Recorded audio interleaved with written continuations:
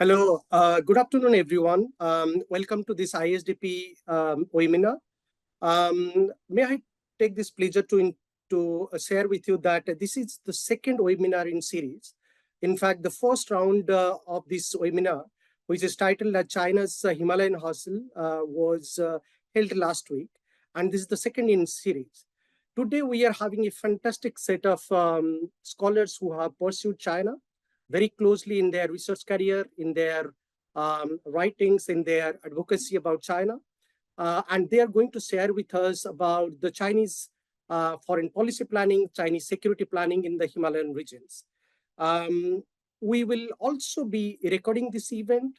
Those who are joining from different parts of the world, those who have registered for this event but are missing out to listen to the speakers, they are free to listen to the recordings once the recording is uploaded in the website.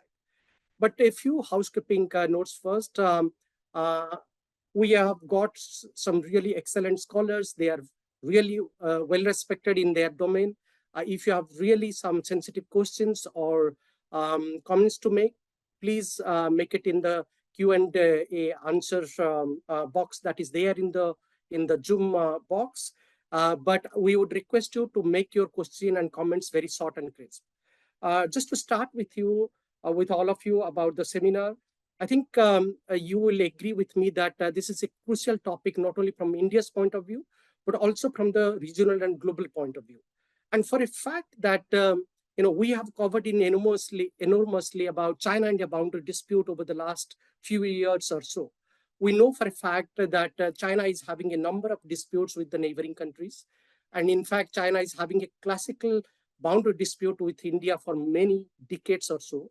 But interestingly, what we have not really covered in our research so much, particularly trying to understand how India and the West could collaborate, is about China's Himalayan strategy, which is unfolding for some time now.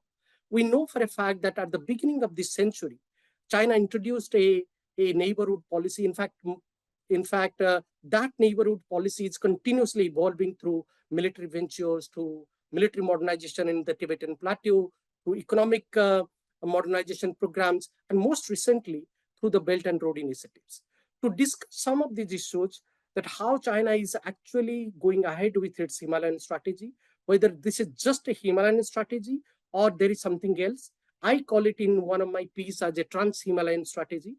And I think it would be prudent to hear to some of the finest scholars on the subject. And therefore, what we have done is that we have divided this project, this webinar into 4 parts. The first part was held last week. This is the second part in the series. The third and fourth in the series will come up sometimes in August, and will be holding this webinar covering more dimensions about China's Himalayan strategy. And you are most welcome to join those webinars, register and join those webinars to listen to some of the finest scholars. Let me introduce to the panel today. To discuss some of these issues, we have actually Dr. Jingdong Yuan, who is currently the Director of China and Asia Security Program at the SIPRI. As you know, SIPRI is one of the finest think tank in the world today. And Professor Yuan is personally known to me. I am a keen follower of his writer and his research. He has written a book about a monograph on China and China-India nuclear issues. And he has been writing about the Chinese issues, Chinese foreign policy and security issues quite frequently in international media and international journals and forums. Welcome to you, Professor Yuan. We are looking forward to your comments today. Then we have Mr. Richard Gassi. He's an advisor and researcher on Asian geopolitics and security, and focused primarily on China and India. He has written enormously on issues pertaining to China-India relations, on specifically on China-related issues. Currently, he is based in The Hague, but he's the director of his own consultancy, which is Geostrat, and he is advising to many, foreign governments, to the EU commissions and parliament, to the ministries across Europe and Asia. Welcome to you, Richard. Then we have Dr. Suja Anna Ferengi, who will be joining with us very shortly. She just delayed for a few minutes. But Suja is an associated research fellow with ISDP, and she is currently based in Taiwan. She heads the Associated Network's 9-line and fast growing platform, which is a fastest growing platform. And then she is a keen follower of China and Taiwan politics. She is currently teaching in Taiwan, and she writes quite frequently for ISDP website. You could follow her works there. Then we have Miss Erisika Pankaj, a bright China hand from Delhi, and she's the director of the newly formed think tank. It's named as Organization for Research on China and Asia. She's a prolific writer, and she's a young scholar, but again, makes a statement worldwide, traveling almost to many parts of the world, representing in many global forums. And she's also writing very frequently on security and foreign policy issues, covering China issues. I have the pleasure of working with her for some time. So welcome to you, Erisika, for this webinar. Then last but not least, again, we have a very well-known China scholar in Japan, Mr. Rohei Kasai. In fact, he's a visiting associate professor at the Center for South Asian Studies at Gifu Women's University in Japan. Rohei is known to me as a China scholar for more than 1.5 decades. He was based earlier in Beijing. He was based in New Delhi. He was also has worked in Islamabad. And he's one of those scholars in Japan who is keenly following the developments about China-India relations and also China's Himalayan belt strategy. And we are fortunate to have him today, even though it's quite late in Japan. Welcome to you, Rohei. So with this note, let me welcome all of you again to this webinar.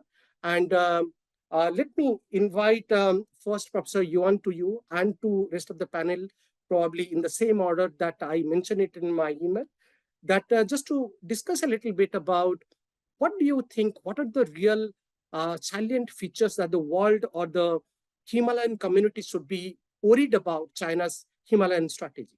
As I mentioned, probably this is not a Himalayan strategy. This is probably a trans-Himalayan strategy. How do you define Xi Jinping's trans-Himalayan strategy, and how is it different from the earlier president's trans-Himalayan strategy? And whether would you really link it with China's Belt and Road Initiative, even though we know for a fact that the China-Pakistan economic belt is an integral part of Belt and Road initiatives, but how do you really see China's trans-Himalayan economic belt or China's Himalayan strategy is linked with China's Belt and Road initiatives? And what are its silent features, and what are the key infrastructure, energy-related issues that the world or the regions in the Himalayan belt should be worried about? And also, I would be interested to know your comments, because you are originally from China. You were born and brought up in China, but you are an American citizen now working with CIPRI, where you are based in the Western world. How do you really see India and the West should collaborate in terms of checking China's revisionist tendencies in the Himalayan belt? Over to you, Professor Yuan. Yeah, thanks very much, Dr. Panda, and I would like to thank ISDP for the organizing and invite me to speak at this panel, and also it's a good opportunity to exchange views with the eminent panelists. So I will frame my kind of opening remarks in 3 parts. So this either is China's Himalayan strategy or trans-Himalayan strategy. Obviously, for a very long time, China's foreign policy focus and priorities, I think, have always been in the east part, that is Western Pacific, where China obviously is at the moment engaged in an intensive sort of a great power rivalry with the United States.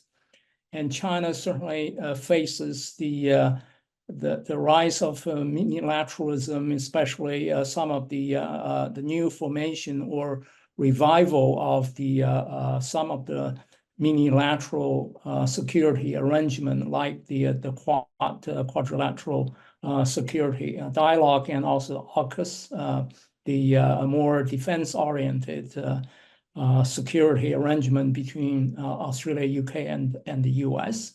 And obviously, China is very aware of the many different trilateral, bilateral security partnerships that not necessarily controlled and led by the US, but certainly has US encouragement and endorsement. So basically, the US strategy since the Biden administration came into power in 2021 is to expand and include allies and partners in a broader sort of a security network to manage China's right rather than fighting or confronting China alone, pretty much. And so that's so I would say that remains the case. But the Himalayan region, of course, has been on China's foreign policy map for quite some time. You can go back to early 2000, 2001 to the start of Gwadar construction,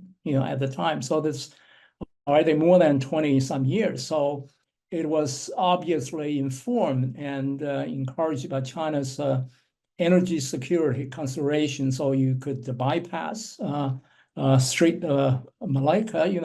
The former Chinese president Hu Jintao, talk about this Malacca dilemma.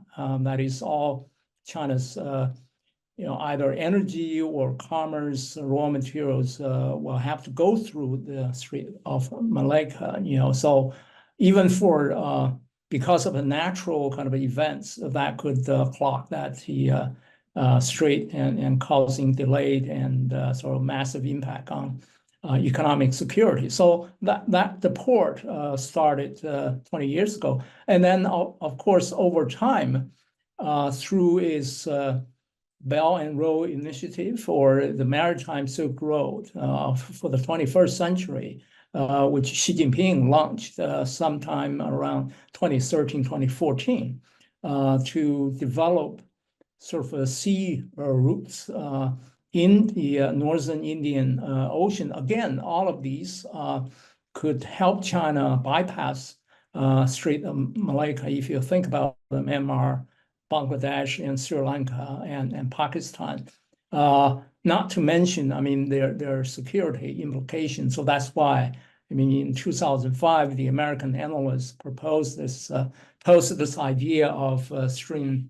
of pearls. All right, so certainly China has been very keen in that. So increasingly, not even before any formal declaration or indication of China's foreign policy shift, we can see China's white paper on Africa or maybe on Middle East, on Central Asia. I don't think we have a Chinese white paper on South Asia or the Himalayan or Indian Ocean there. But the actions have already taken place over the past 2 decades, perhaps intensively, I think, is the second decade of this century. So that's one. So there's a clear inclusion, and more so, of this part of the world into China's grand strategy of China's foreign policy. So the East, but also South, that part of China's periphery. And in addition, of course, to Central Asia and Shanghai, ICO, all the rest in EU. So that's one. Number two, I think for China, of course, with this integration into international commerce and all the rest, in growing importance of the Indian Ocean, right? And the rise of South Asia. In particular, the rise of India, and the geostrategic importance of the Indian Ocean, the broader sort of Indo-Pacific. And within the BRI, of course, China-Pakistan Economic Corridor, which is one of the so-called flagship projects. But I think now we're looking back, maybe 10 years of this CPEC. I mean, there are quite a few controversies, and so people are starting to have a second look. I mean, what this has brought about, any fruits there, concrete. But that is not to say that China will drop this, because this remains important, because for China, sometimes economic consideration cedes to geopolitical consideration. So they would, I think, continue to try to not let it fail, outright, and continue to support, even though maybe they put more emphasis on, on Pakistan to do its part more carefully. And then third is, of course, I already mentioned China's growing involvement from economic perspective, in addition to the infrastructure development, but it's growing economic ties with the region. So if you look at 15 years ago, the whole region, China's bilateral trade with the whole region so about $80–90 billion. So India, of course, took a big part of that. And today is, I think, close to around $200 billion. So it's increased by more than 100%. And then with India, of course, is $136 billion. Although, I mean, India, of course, complains about the growing trade deficit. So you can see China's presence very much in the region: Pakistan, Sri Lanka, Bangladesh, and Maldives. And so through the BRI, through economic ties, and then through basically developing port facility, and then infrastructure development to lock in these countries' economy so they can become more dependent on China. So China does not necessarily use its leverage at the moment, but by building up the dependency over time, and then these countries will owe to China. So when the time China needs, kind of some payback or whatever, and then that's where China will find these investment very useful and beneficial. So I want to stop here, just opening later on. Maybe we can engage in more conversation. Yeah. Thank you, JD. I think those were interesting remarks, particularly your point that China does not have a white paper on South Asia or on the Himalayan issues, Himalayan Valley. And I think that explains about the Chinese strategy. In fact, we'll come back to you to explain this aspect a little more. Do you really think this is a deliberate strategy by the Chinese not to come out with a white paper on Himalayan issues or on the problematic issues in the regions? Or how do you really read China not releasing a white paper on some of the critical issues that affects to India, to many of the South Asian countries? How do you really read it and justify under Xi Jinping? So maybe you could explain and comment a little bit about some of these issues when we come back to you. May I then invite Richard, maybe take 7 to 8 minutes, maybe? Yeah. Sure. Thank you, Jagannath. Indeed. My compliments to you and your team for facilitating this webinar with great attention to detail. These webinars require much organizational effort, as I know myself. So kudos to you all there at ISDP. To everybody else as well, greetings from Birmingham in the UK, where we've just concluded a 2-day academic gathering on security and order in Asia and also Chinese foreign policy. Now, my presentation, I guess I could say, starts with a more moralistic perspective. And I think it's morality on a broader level, interwoven with a bit of my personal take. And to start with the latter, I'm very saddened actually, that two of the world's richest, oldest, and wisest civilizations of each around at least 4,000 years, are at loggerheads on their borders, the topic of today, and politically speaking more broadly. These two civilizational barriers, in my opinion, are supposed to be the wisest. After all, they're the cradles of Hinduism, Buddhism, Taoism, Zen. And somehow, by some miracle, all this wisdom, all this understanding, all these profound principles are overlooked amidst these scuffles that they're having on their borders. In response to what you've posed as a question earlier on, Jagannath, into what message does this scuffle send? Why is it relevant more than just to India and China, but to actors regionally, globally, and also from indeed a moral and an ordering perspective? Well, I would argue that when two nations as major powers, which they both of course are, and collectively represent nearly 40% of humanity, I would argue they have a particular responsibility to think and act sensibly. International society requires major powers more than anybody else, much more than smaller, medium-sized actors, to think and act responsibly.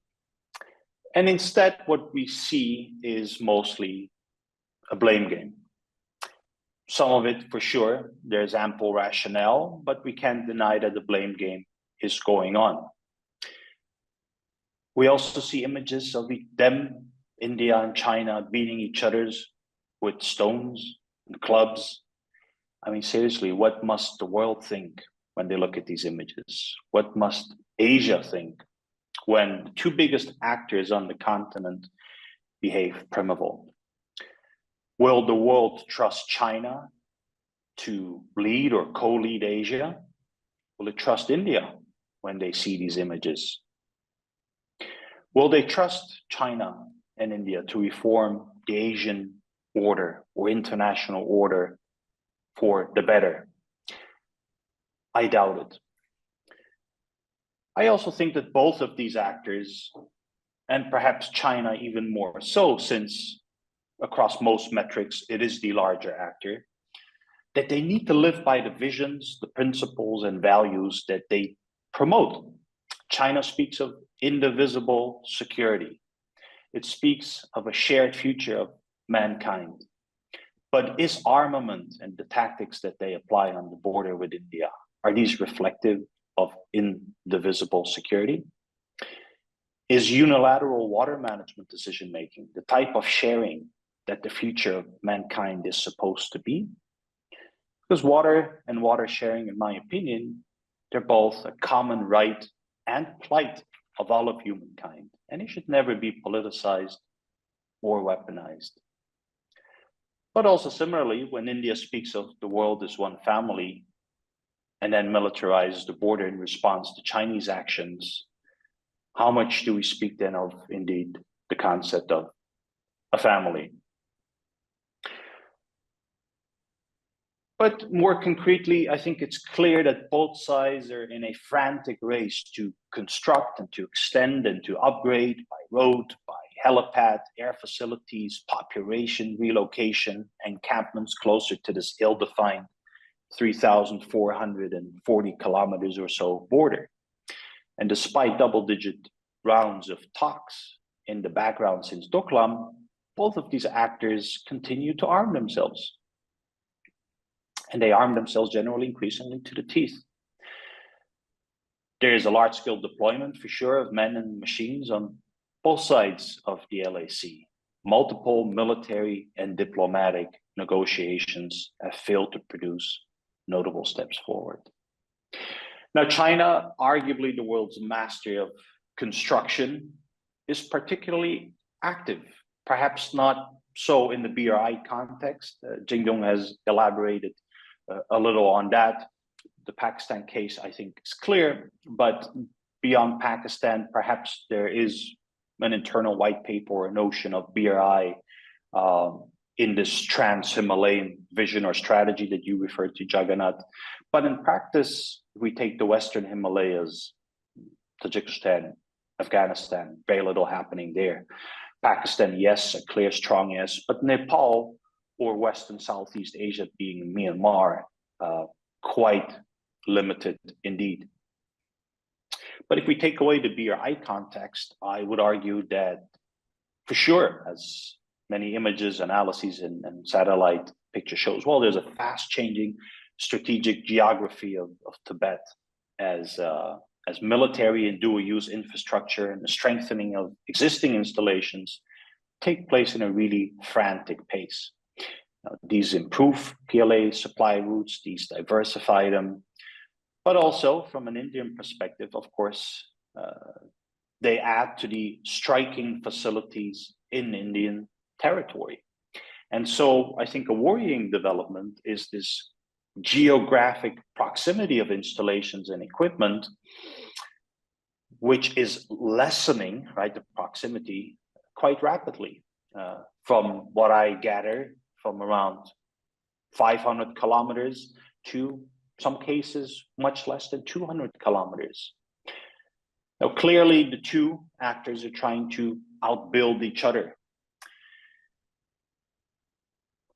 From a Chinese perspective, of course, they say that this is in response to Indian activity, you know, part of that blame game that I mentioned, either, or providing rationales.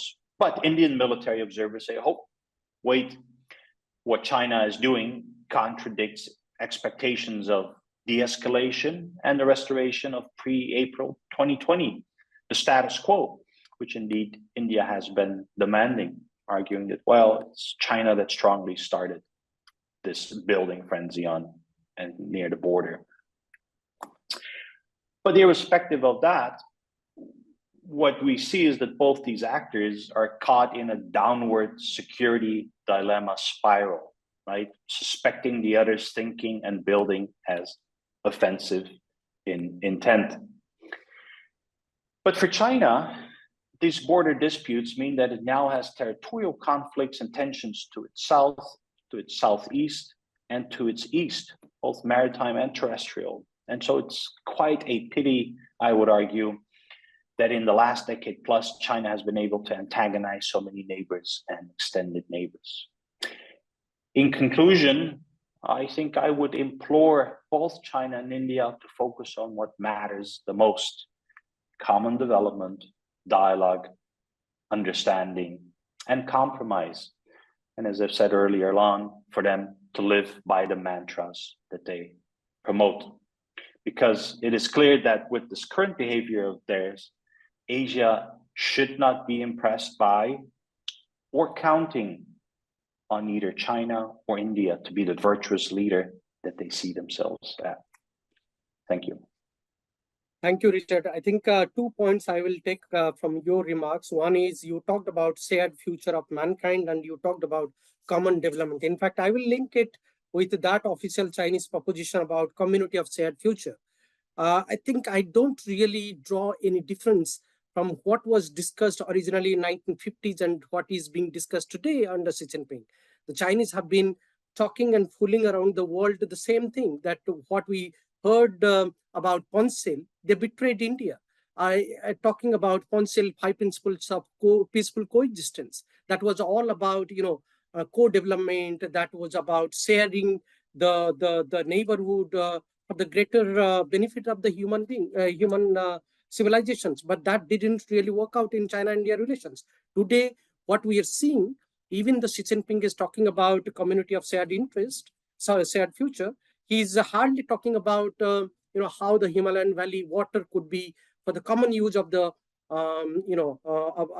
common use of the Himalayan neighbors, particularly for the countries of Bangladesh, Nepal, Bhutan, including India. I think there is no common framework to discuss about those issues. There are greater other issues, ecology, environment, which is, you know, downgrading from time to time because of BRI investment. The Tibetan communities, you know, their respect, their livelihood, their community building is not really preserved. And I think that is really affected.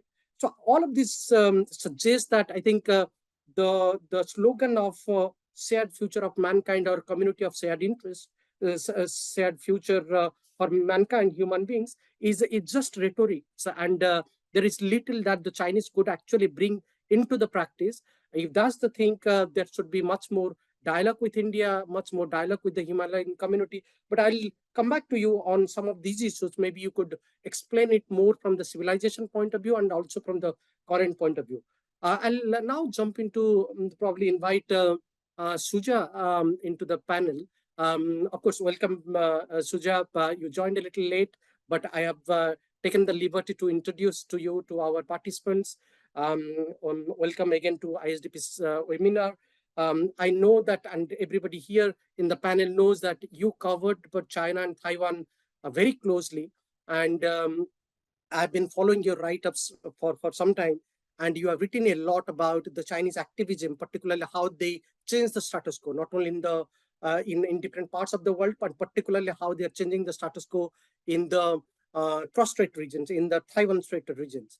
And now coming back to the Himalayan regions, what are the key points that you draw in terms of comparing the cross-strait politics, where the Chinese are continuously changing the status quo, and how they are building up the Himalayan strategy, or what I call a trans-Himalayan strategy that the Chinese are unfolding for last 2 decades. So what are the similarities or what are the differences you will draw? That is one aspect I would request you to flag out. Second is that how are the BRI projects are closely linked with China's trans-Himalayan project? And then, you have worked with the networks of the European Parliament very closely, and with the European Union official setups very closely, with a number of politicians here. What ideally European community and India, particularly EU and India, could do on some of these issues, particularly checking China's revisionist strategies that Xi Jinping and his official partners are unfolding in the Himalayan regions. And maybe you could throw some lights about what India and EU possibly could do, because I could see you have been traveling to Delhi also very frequently. So maybe you could comment on some of these issues. Over to you, Suja, for 7-8 minutes. Thank you so much, Jagannath, and allow me to again publicly, because I already did in private to you, apologize for being late, but I was at another event actually here in Taipei, and it went on a bit longer, and also we touched upon Tibet, I have to say, because we had a representative of the Tibetan community living in Taiwan, and so that was a bit of an issue for me to be able to leave, so apologies. This is not something that I allow to happen, so I feel bad, but I hope you understand. So thank you for today's webinar and the work you put in to organize this, and it's an honor to join a distinguished panel, and I look forward to our exchange concerning such an important topic. And so what I would like to do, as you mentioned, perhaps start with the third part of your question, or of what you had in mind for me to discuss, which is obviously bring in more of a European perspective to this debate, and also try to link the different issues, because we have big issues, meaning climate change, ecological sustainability and destruction, water crisis, Himalayan issues, Tibet, and a long list of geopolitical issues, but also the China challenge. Perhaps I frame it in this term, Europe's turn towards the Indo-Pacific, and how all of this plays out in the European debate. So I'll start with looking at Europe's changing perspective towards the region, which has been shaped really by the China factor, I would say. Try to link this to the climate change and water discussions in the EU-China context, because I think that's also interesting and telling of where things are in Europe's, in the impact that Europe can have in the international community on these issues, and what are the implications of Europe's changing perspective vis-a-vis China. So on the first topic, on the changing perceptions of China, well, it is clear by now that this debate on China in Europe has unfolded in the Indo-Pacific framework. I think we can all agree on that. We all know that since 2021, we have an Indo-Pacific strategy, and this has been really the main tool to position itself for Europe in the Indo-Pacific. And this really entails two things. One is to work more in close cooperation with like-minded partners, India is one of these, but so is Taiwan. I am in Taiwan at the moment, so I might bring a little bit of more of that into the conversation. And also the second thing that this entailed is really to rethink EU-China relations, because China has become a difficult partner as opposed to seeing others such as India more of a like-minded partner. So with the Indo-Pacific strategy, the EU acknowledged that the region is strategically significant for Europe, and the intention was and still is, because now we are 3 years down the road in 2024 since the strategy was adopted, to really engage the region through trade and political dialogue, and also to undertake, quote, crisis management, conflict prevention, and resilience building initiatives. And I think the word resilience is really key. In fact, the webinar, or actually the seminar that I was at, was about resilience and EU-Taiwan relations. So resilience is really high on the agenda. But the question is, how effectively can Europe push an approach to embrace resilience? And I think here, because the Indo-Pacific is seen as a strategy for Europe, is seen as an external tool for the EU to turn towards the Indo-Pacific, to turn towards the region. But I would say that it's also an internal exercise. And I really have to emphasize that, because we take it for, perhaps we don't really think about the nuances when we talk about the EU's Indo-Pacific strategy. We take it for granted, well, it's the EU as a bloc, right? But it's such a complicated, internally fragmented entity that the whole Team Europe approach is really at the core also of this strategy, to really try to bring member states closer together and be guided by those member states perhaps that have their own approach. So that's France, Germany, the Netherlands, Lithuania, and the Czech Republic. These are the countries that have their own strategies, but really to see how there can be a maintained, sustained convergence vis-a-vis the region. So China plays a central role in this shift. Of course, it is to shape the European Union's perception because of perceptions of China being more assertive. And this goes back to, well, obviously the most recent factor is China's support to Russia and this strengthening strategic alignment. But we saw things worsen because of COVID.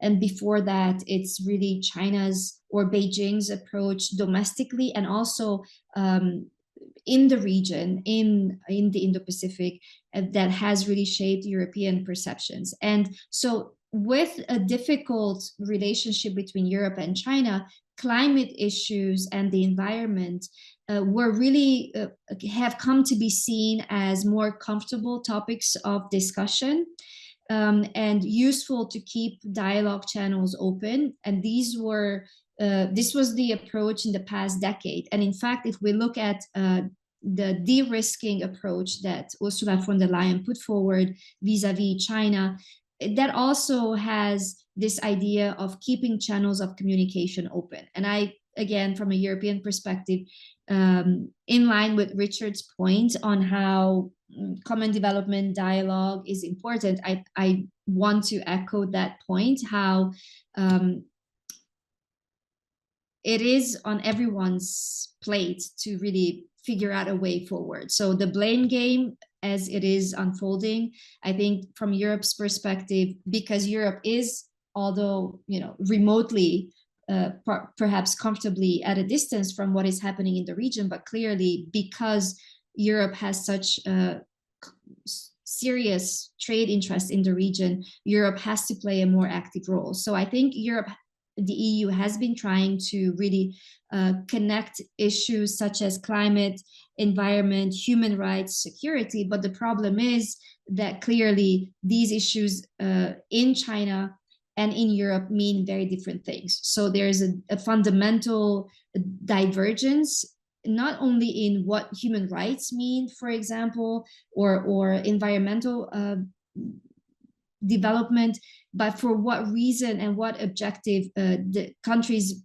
have to push these issues forward. So, I mean, I don't want to take too much time speaking about what is there in place between the EU and China to talk about these issues, such as high-level environment and climate dialogue. So dialogues and conversation is ongoing, but the question is how effective the EU has been in linking these issues, because when it comes to the Himalayan region, and that's Tibet, mostly from Europe's perspective, we have been extremely limited in connecting effectively, pushing for human rights. So I worked in the European Parliament between 2008 and 2020. And in those years, Tibet was always, and still today, I no longer work there, but obviously Tibet is still high on the agenda, but mostly from a human rights perspective, and not as much, although this is to say that there have been attempts to try to depoliticize perhaps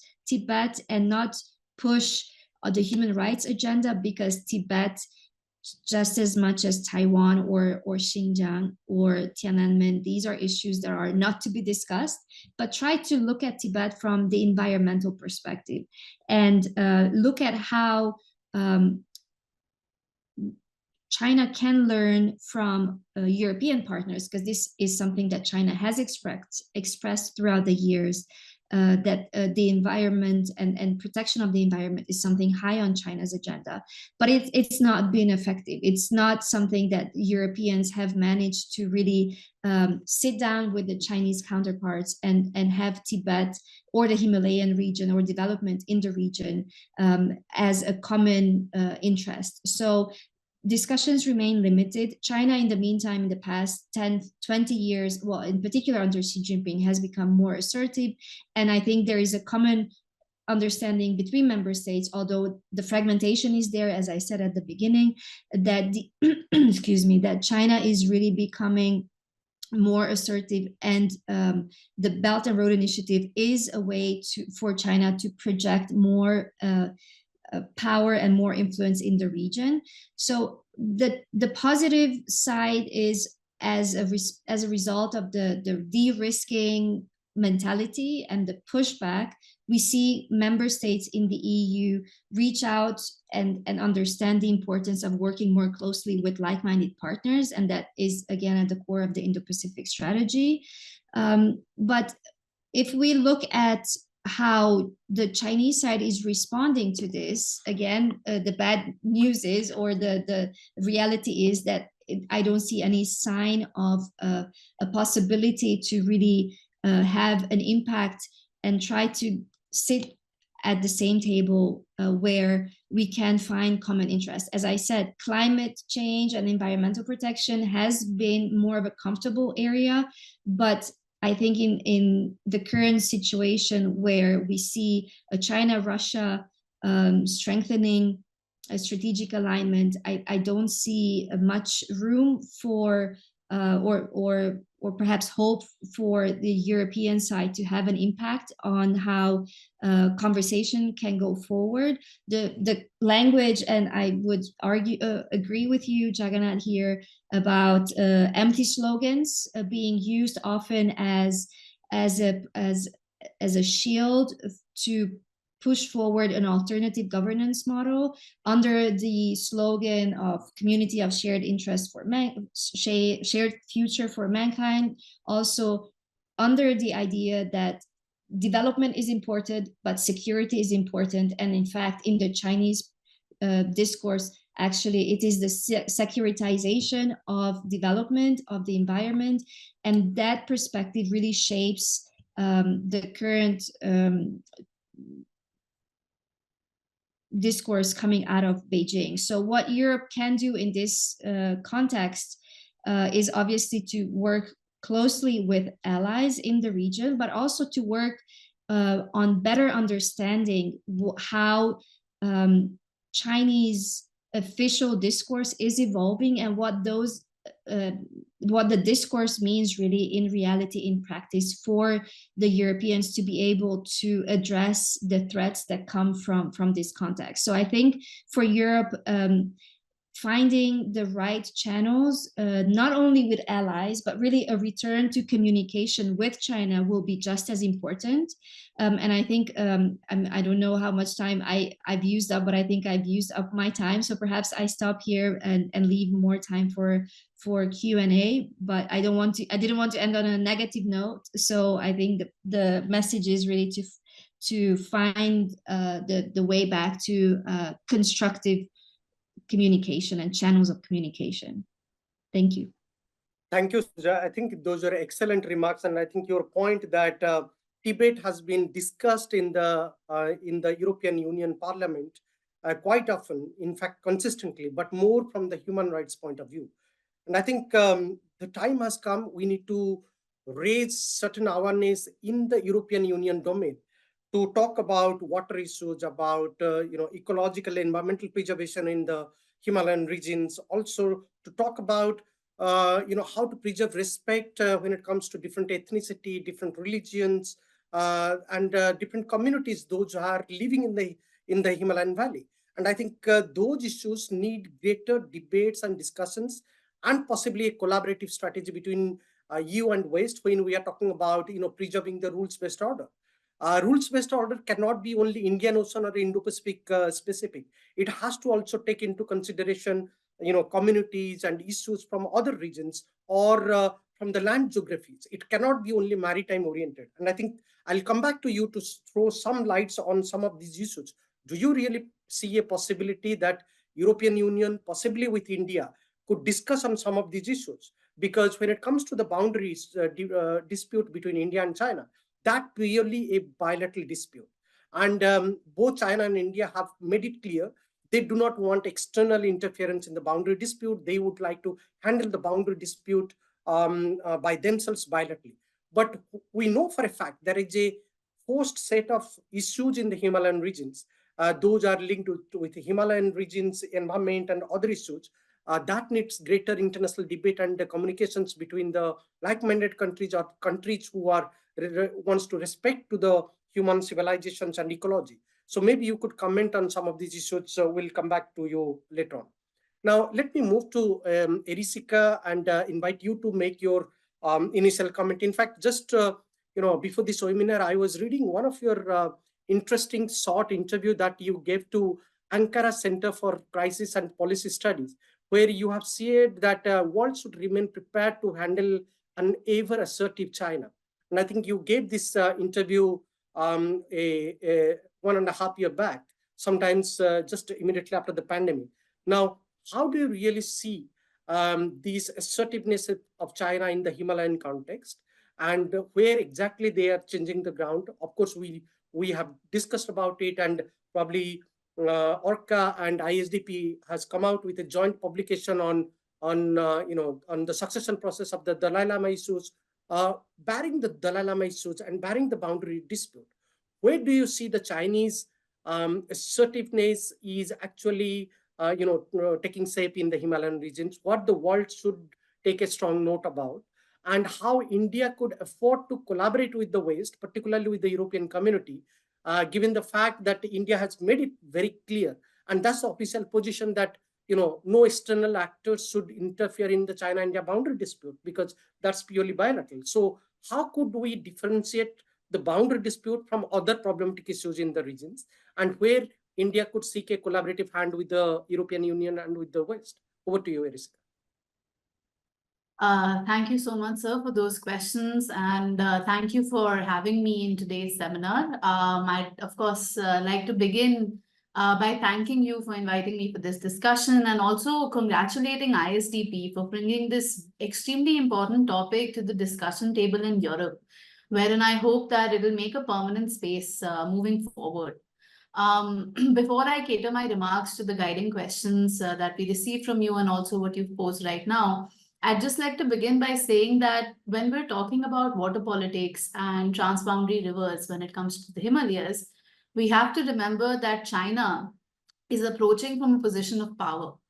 It is an upper riparian country. And at the end of the day, how it diverts the flow of water is something that will impact the lower riparian countries. So when we talk about responsibly engaging with each other, that is something that ultimately, again, is being given to the lower riparian countries from a position of power. And just something to remember as I proceed with my sort of remarks. I'd like to begin by talking about how China is expanding its revisionist goals in the trans-Himalayan region. What you spoke about, the rise of an ever-assertive China. China's activities in the Himalayas suggest a very nuanced ecological dominance strategy, using environmental manipulation and resource control as state power instruments, extending beyond sort of mere territorial ambition. Key to this is extensive infrastructure development, exemplified by dual-use projects, for example, the G219 highway or the Qinghai-Tibet railway. The BRI, South Asia and Himalaya sort of trilateral tangent is extremely important for study when we're approaching, trans-boundary river politics or the trans-Himalayan hegemony debates. For instance, very recently, I think just last month, China has urged Nepal to fast-track signing of the implementation plan for BRI projects, which includes a massive railway running through the Himalayas, linking Tibet to Kathmandu, Pokhara, and Lumbini. Obviously, the focus on Lumbini also brings together a little bit of Buddhist diplomacy tangent, but that's for a separate debate. This railway is expected to boost Nepal's tourism with a 2.5 million Chinese tourist influx, and this extends the Tibet Railway, a development that was once held off by India in 2015 due to the 2015 Nepal blockade that India imposed. Moving, from the infrastructure pointers again to water, I'd like to again take a more South Asian approach here. Water is a highly securitized issue when it comes to South Asia, with states viewing water resources through the prism of national security. This perspective emerges from states' conceptions of control and scarcity. In terms of conceptions of control over South Asian waters, China looms large. Beijing's management of transboundary rivers is partly driven by domestic factors, of course, the north-south divide, uneven distribution of water, shortage of agricultural water and industrial water. But it is China's dam building spree on transboundary rivers originating in the Himalayas, such as the Yarlung Tsangpo, Brahmaputra in India, known as Jamuna in Bangladesh, as well as the Mekong, that underscores the sort of ecological dominance dimension of this strategy. You yourself have written excellent pieces on this, and I would encourage everybody that is part of this webinar to read your Jamestown Foundation research on this, because by constructing dams and altering these river flows, China wields significant control over water resources, and it impacts the downstream countries of India, Bangladesh, Myanmar. This hydropolitics has introduced an altogether new front of tensions, where water becomes both a weapon and a tool for diplomacy. Richard was mentioning about the Doklam standoff, but it's also important to mention that China's lack of clarity and communication, despite several MOUs between India on hydrological data sharing between India and China, is a cause of concern here, because during the 2017 Doklam standoff, for 73 days, China unilaterally stopped sharing data, resuming only in May 2018 after President Xi and Prime Minister Modi met on the sidelines of the SCO. This kind of a maneuver has clearly shown that, especially because the data was continued to be shared with Bangladesh, only India was left out of the loop. This shows that water is an instrument of leverage for China, and at any time it's embroiled in a confrontation. Now, moving from here to sort of near and long-term plans that China may have. In the near term, China aims to solidify its presence through rapid infrastructure development, resource exploitation, of course. The displacement of local populations, that we were just talking about, particularly in Tibet, and the resettlement of Han Chinese in these areas are tactics employed to consolidate this control. These actions serve the dual purpose of securing China's borders and diluting the cultural and political identity of Tibet. Long-term plans are obviously more expansive. China's vision for the Himalayan region is very closely tied to its broader national objectives of achieving socialist modernization and ecological resources. By 2035, China aims to complete its dominance over the region's water resources, integrating them completely into its national grid. It has built numerous dams on the Brahmaputra to accumulate this water for achieving these goals, and before it even enters India. For instance, we can talk about the construction of the Lalho Dam project, wherein China blocked the flow of the Shabuchu River, which is a tributary of the Brahmaputra River. This sparked concerns in India, of course, and downstream countries.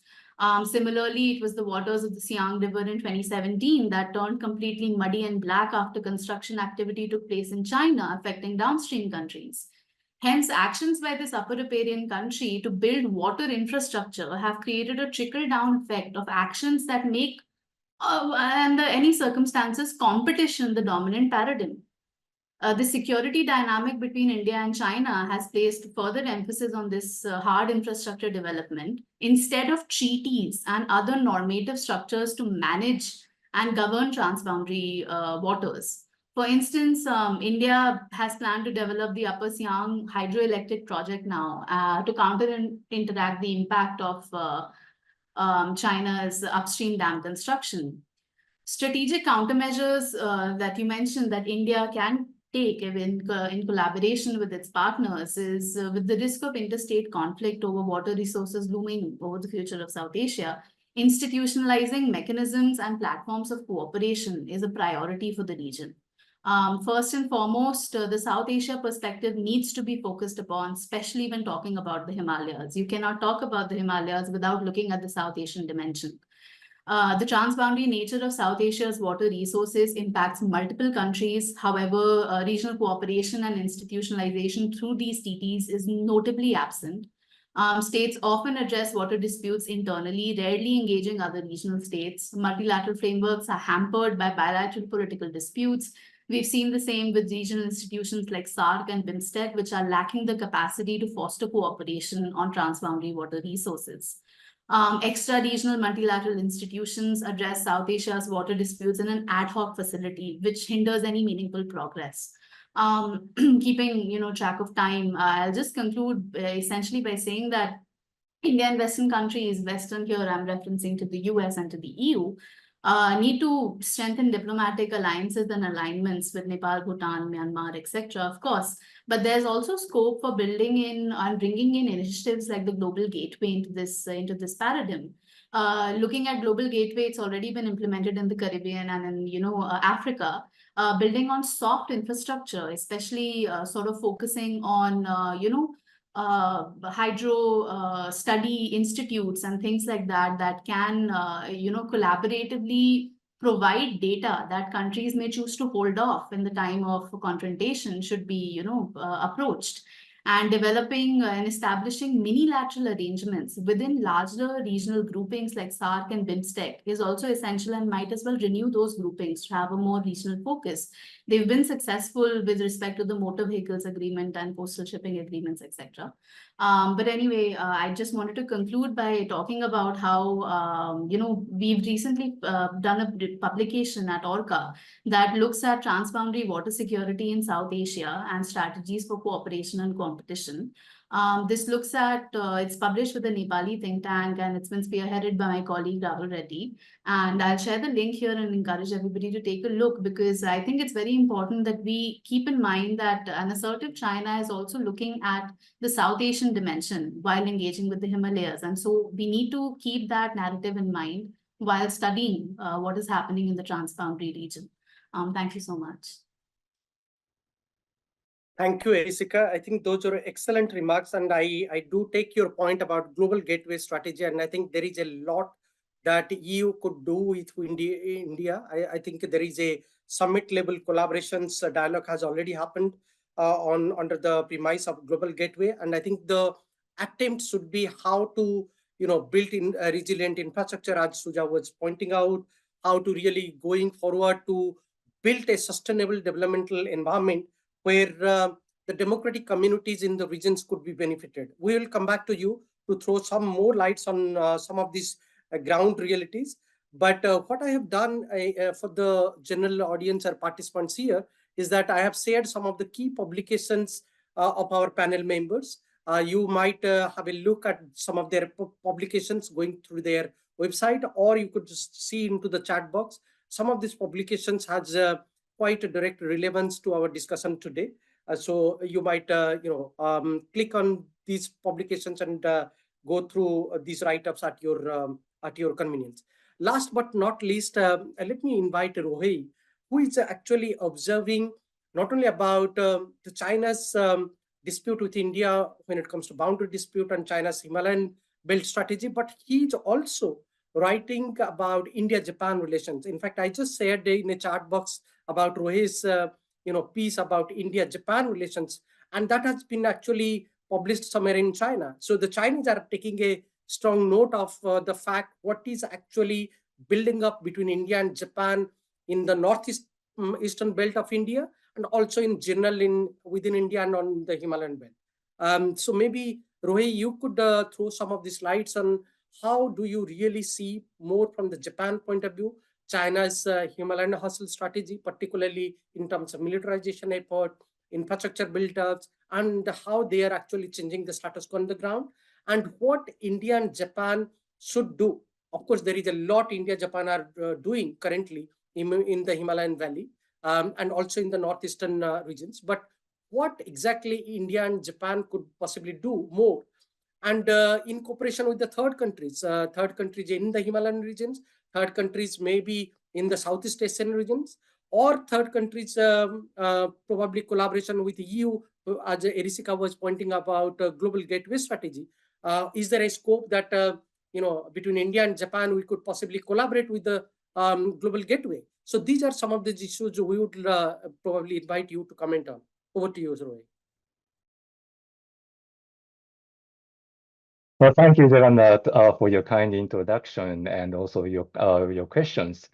And I also appreciate that in ISDP and you for organizing this wonderful venue for discussing very crucial question that not only China and India but also that the issues that affects the countries in the region and beyond. As China's grand strategy is getting more and more global, but at the same time, I think that China's the geostrategic base is based on the Eurasia. So China is basically Eurasian power. And in this regard, China is trying to expand its influence, not only diplomatic but also economic and military influence, in Eurasian countries, and not only by land but also on land, but also by sea. And so that is my understanding of the Belt and Road Initiative. But of course, BRI is not just necessarily limited to the Eurasian continent, but also it goes beyond like Africa and some other regions. But I would argue that the basic aim is basic focus is on the Eurasian and the neighboring countries plus Europe. And under BRI, China touches a very high importance on the Himalayan region because it is, as many of our colleagues have already argued, China and India has the border issues and also the other strategic issues, and as well as the relations of the third countries like Nepal and Bhutan and Bangladesh and so on. Maybe Myanmar is also one. So and in addition to that, the importance of this region is that India is also becoming the major power, not only regional power but also the global power. Like we have seen, particularly in the last 5-10 years. So and of course, at the western side of the Himalayan region, we have CPEC. I mean, they have CPEC, China-Pakistan Economic Corridor. But what about the eastern side? Eastern side of the Himalayan region. So there is, we have Nepal and Bhutan, and also the India's Arunachal Pradesh, and maybe Myanmar. So and these are very the crucial areas because it both these countries both have a very the difficult or I would say mixed relations with both with China and India. And and of course, China has been trying to build more influence and providing assistance and in different ways. But so but we should not see China's initiative not only in defense and connectivity view, but also the including the economic and also as well as the kind of the Buddhist diplomacy, as Ereshka has also mentioned. Well, actually, many of my points are already raised by Ereshka, so maybe I can save time. Because I don't want to repeat, the same thing. But if I may add some points to Ereshka's, the remarks. China's, the hydropower project in the Himalayan region. This is really concerning, and but actually, this is not a new issue, I think, because as Jagannath has mentioned earlier in my introduction and in his introduction about me, I spent 2 years in New Delhi between 2008 and 10, and I think it was in 2008 that when the Indian media reported that not only the border intrusion by China's PLA, but also I think it was the Indian Express reported that the China is building several dams along the Yarlung Tsangpo River, which becomes the Brahmaputra River after it enters the India and Bangladesh. So it was in 2008, and 16 years later, I mean, which is 2024, this year, well, the situation has become unfortunately more complex and more important, I think. Even recently, I have come across a report that China is also has another plan to build a huge new dam quite close to the Arunachal Pradesh, and which if it really materializes, it imposes a huge it brings about a huge impact on the water resources both to Bangladesh and India. So that's we need to be follow this development. And in addition to that, and of course, on connectivity project, yes, this is the same point that Ereshka mentioned. I'm also concerned about the development of the China-Nepal railway project. I think still they are conducting the survey, and so it's not it has not happened yet. But when it comes, it will bring about a huge impact on not only the political, but the human resources and also economic, and it may affect the overall the picture of the region. So we need to pay attention to that. Okay. And Tibet question, maybe I should skip because that was the point. I basically agree with what Ereshka mentioned.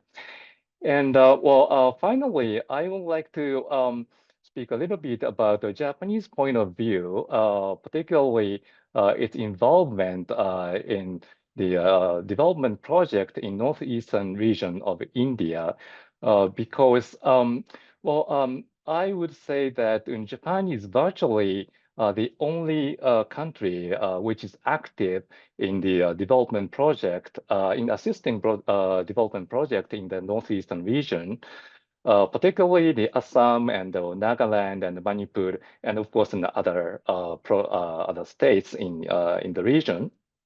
And these projects are basically not security oriented. For example, like there's it's a forest management project in Nagaland, and also a human resources project.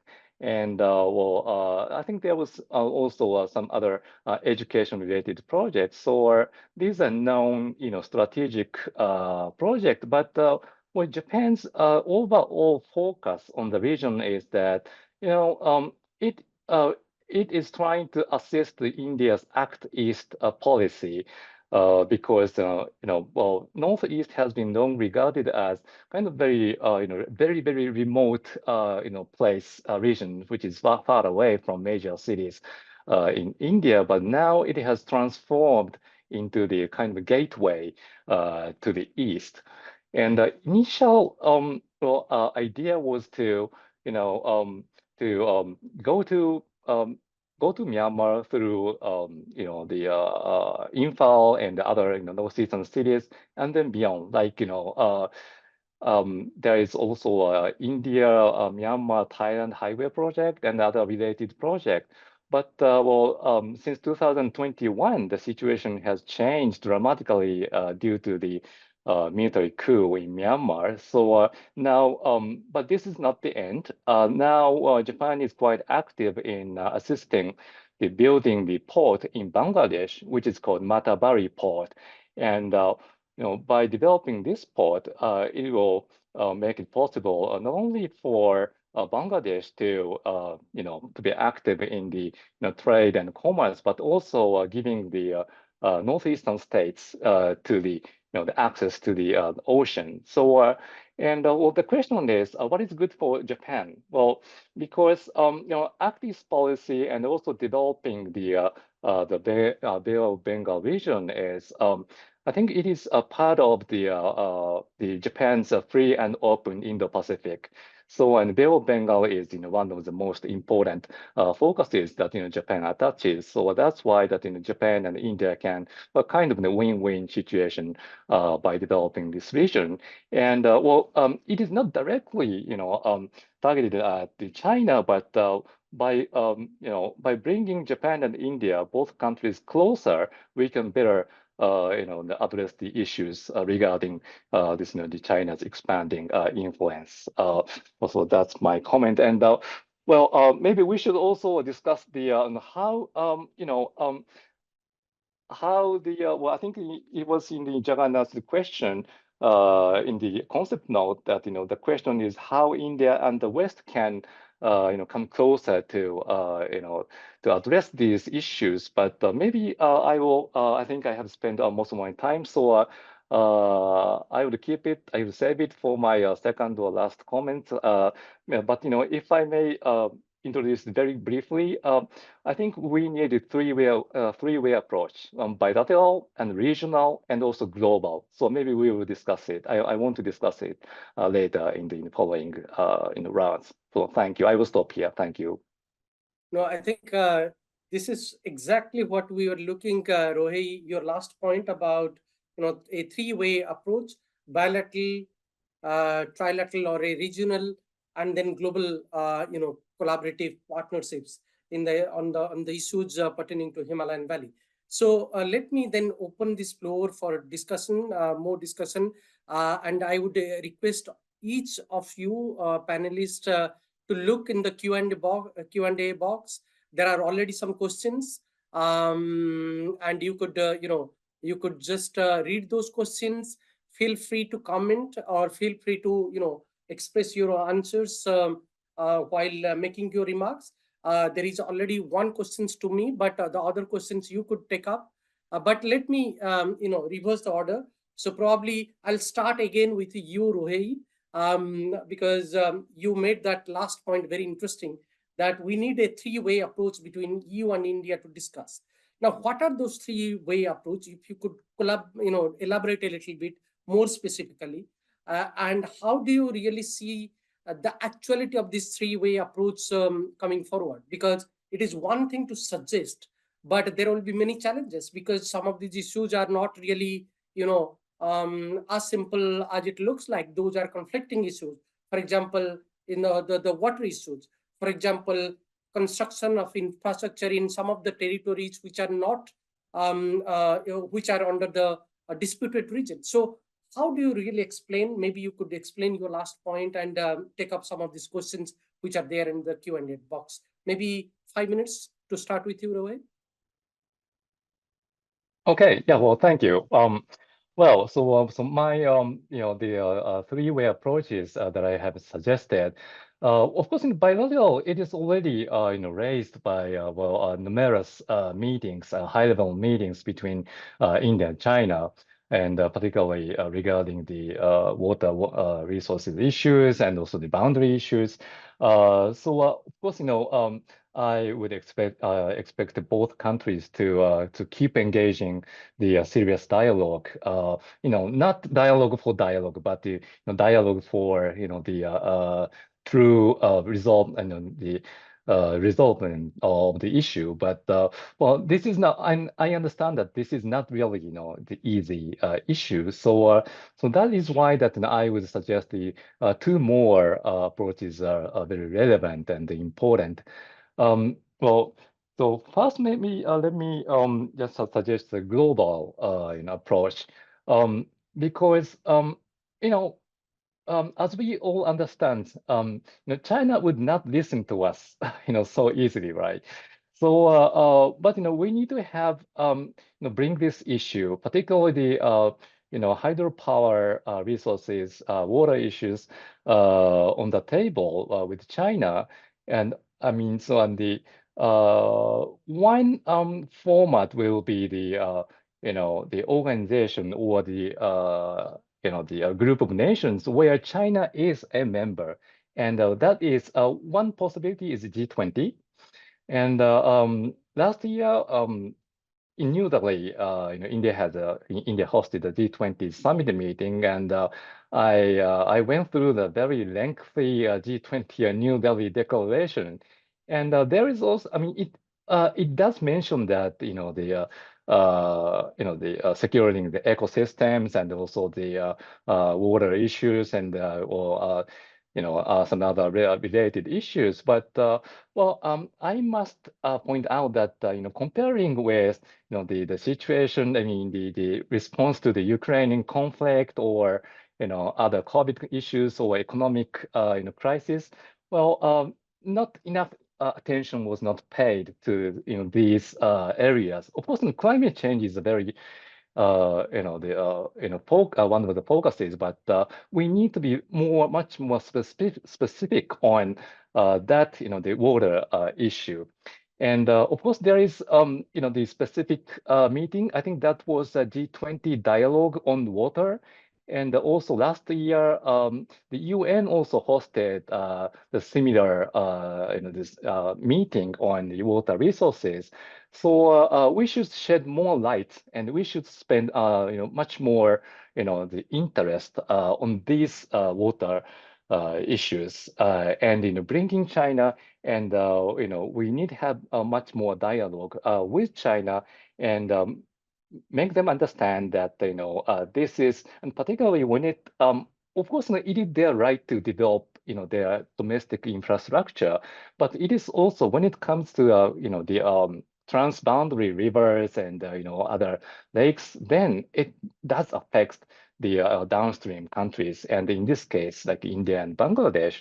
So that's bringing this issue and this more discussion on the global forum is one possibility. And the regional approach, the third one is well, I am well, BIMSTEC might be one strengthening BIMSTEC might be one option, because well, of course, India is a member and well, Bangladesh is a member, but bringing it, much more members, on the issue on the board, then we will have more, we will, it will be possible to position it as much more, in broader context.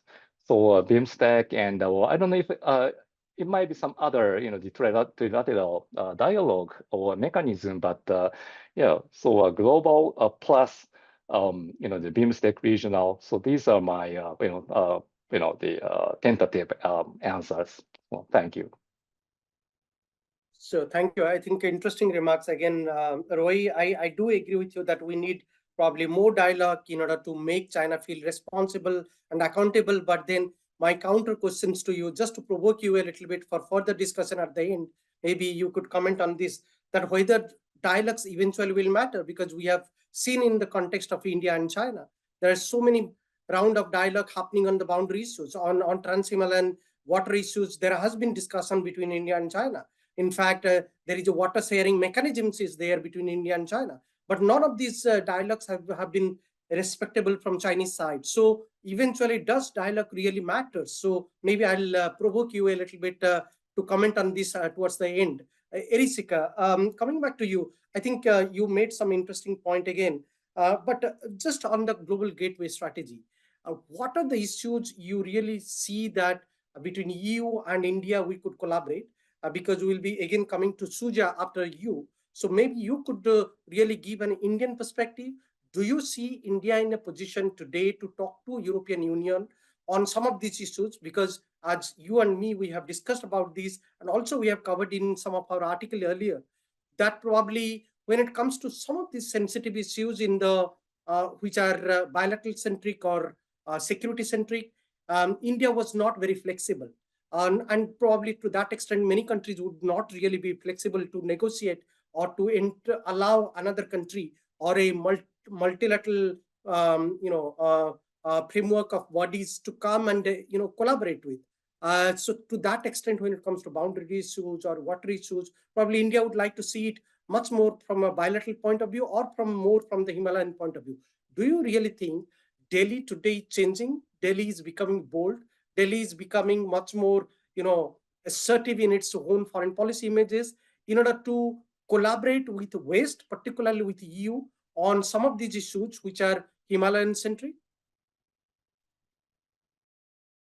Thank you so much, sir, for your question. I'll answer it. I'll answer the second half first. I do think that Delhi has increasingly shown a more, a stronger stand when it comes to defending its borders and its sovereignty and its national interests. Something we in our office like to call a method of offering reciprocity and countering asymmetry.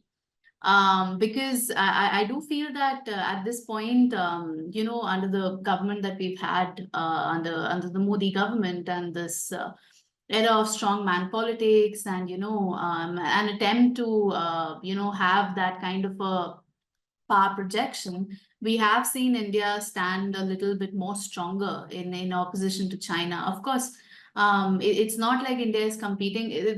Sometimes there are wrong comparisons drawn between how, okay, India is standing up to China the same way it stands up to Pakistan. Of course, that is not possible because the Chinese economic tangent that India shares is not the same that India shares with Pakistan.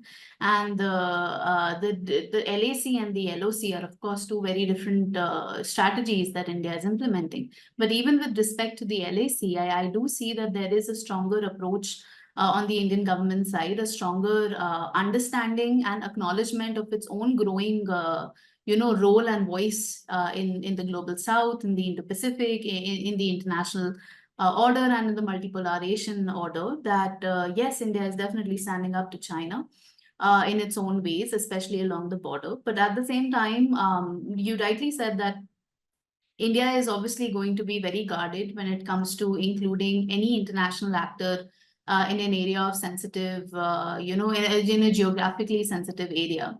Japan is probably India's only trusted partner in that regard that has seen so much of, entry into Northeast India.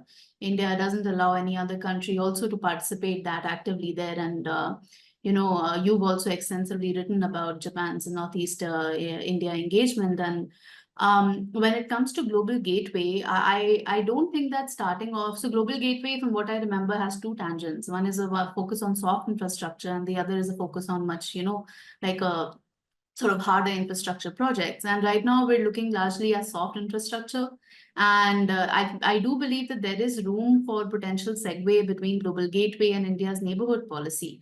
Roy was talking about BIMSTEC, I was referencing SARC. These are age-old mechanisms that, yes, are no longer as powerful as they once were or hardly ever reached the epitome of their power. But there's still room to have a renewal of these mechanisms in terms of having, observer status of countries that become part of minilateral groupings with, BIMSTEC and SARC countries. And therein, the entry of European Union, of course, is something that can be argued for. At the same time, with Global Gateway, focusing on soft infrastructure can be highly beneficial in establishing hydrology and maybe joint river management institutes to study water science, sustainable water management that promote transboundary water cooperation, again, provide accurate data to stakeholders. So I do believe that there are avenues for cooperation, and I do believe that having more engagements and dialogues like these will bring such ideas to the forefront. I'll be very interested to know what Dr. Anna has to say on this front. Yeah, I think Risika, very interesting point, and I do agree with you about the strongman politics. Also, I agree with you about the position of power that China. You earlier mentioned about the position of power, and later also you mentioned about how India is standing stronger. But again, just to provoke you a little bit, and I'll come back to you, and probably you could see the questions also in the Q&A box in between. Just to provoke you a little bit, whether the position of power or the position of strength should only be drawn from military power or from the economic power or from the soft power image that India is drawing from rest of the world. In the context of China, China does not really enjoy that good platform in the European politics today, particularly after the Ukraine war. But in the context of India, India does enjoy that image of having that soft power image and having a benevolent power and caring for the greater human civilization that we are talking in our foreign policy about Vasundhaiva Kutumbakam. So do you think that analogy of Vasundhaiva Kutumbakam should be the basis for India's future guidance of collaborations with European Union? Maybe, and don't you think that this position of strength that you are talking about, position of power, has its own shortcomings? Just to provoke you a little bit. Suja, you mentioned that about the human rights and about EU and India. The Tibet issue is being discussed. But today, do you realistically think that EU would be open to the idea of discussing about other collaborative issues, infrastructure, geopolitics with India, particularly given the scope that Global Gateway is a collaborative ventures, and already India has hosted a kind of inaugural conference there. If I'm not incorrect, I think in Kohima or somewhere in India. So how do you really see the future moving forward from here? Can we realistically raise a lot of issues in the Himalayan regions, which is affecting the greater human civilization there, to the Tibetan communities, to the communities from the South Asian regions, particularly from Nepal, Bhutan, Bangladesh, India, northeastern part of India? What are the issues practically you could collaborate with India, and how feasible are these collaboration could be going forward? Thank you, Jagannath. And I really appreciate the previous comments. So there's so much good being, a lot of good comments being made. So I'm trying to address some of those because it's really a lot of inspiration that I get from them. And to answer your question, Jagannath, in one word, I think it's connectivity. I think that's the key word that both India and the EU have really embraced in the context of like-mindedness. And if I use like-mindedness, then that's, I think, a word that European member states also converge, that's how they look at India, in contrast with EU-China, where China is seen more and more as a security threat. Perhaps not as aggressive as Russia, because Russia has been labeled really as the biggest security threat that Europe faces. But in terms of economic security, hybrid warfare, disinformation, cybersecurity, all of those issues are more and more relevant in the EU-China context. So to go back to the Global Gateway, I mean, obviously, I did not talk about that myself in my previous comments, but Rishika, she really gave a really good context to that. So to build on what you said, I think the Global Gateway definitely is a good instrument. I mean, speaking about it as a European, it being a European instrument, I always am a bit, I try to be not over enthusiastic about it because it has already seen so much criticism that it comes too late and that it's little too little, too late, and it's a response to the BRI. And as usual, Europe cannot get its act together in terms of responding to an assertive China. But I do believe that the Global Gateway strengthens European convergence. And I always go back to that idea, because Europe as the EU can never go forward unless member states are on the same page. And I think we are making progress there. And that helps both EU-India as well as EU-China relations. And I like to kind of put them in contrast, because the feeling and the perception in Europe vis-a-vis the two partners kind of go against, are contrasting, right? That, as I said, India is seen more and more as a like-minded partner.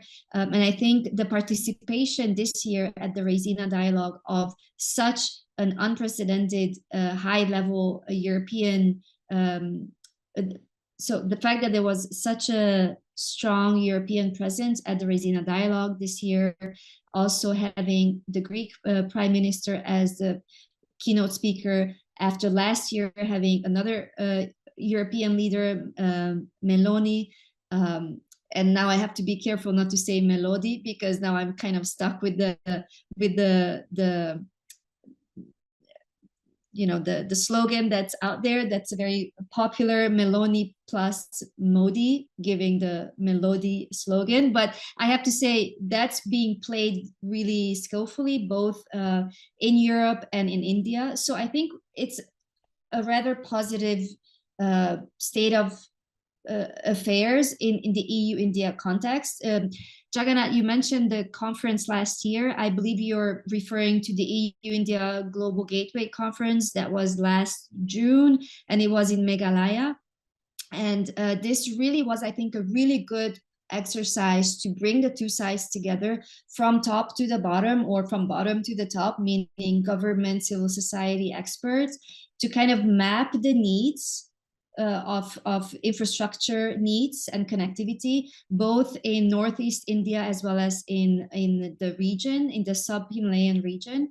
And I think the idea is to really bring again, and I have to mention the Team Europe approach, because it's very important to have member states' contribution, because the EU is what its member states will bring and put together. And all of this is, again, important because it strengthens that convergence within the EU, that India is an important partner. But I think what we need to also avoid is that India is an important partner on its own merit, not because we want to counter Chinese influence only. I think this is a very important point that I think I also often mention in the EU-Taiwan context, that Taiwan is a partner for Europe on its own merit, not because of China or because we're trying to counter Chinese influence. Of course, that is part of the European agenda as well as in the Indo-Pacific, but because, and I like the fact that several of us made comments about dialogue and how important that is. And I think, Rohei, I'm sorry if I don't pronounce your name correctly, but you also said, thank you, that China won't listen to us. So what can we do? And I think that's something that we can pause at.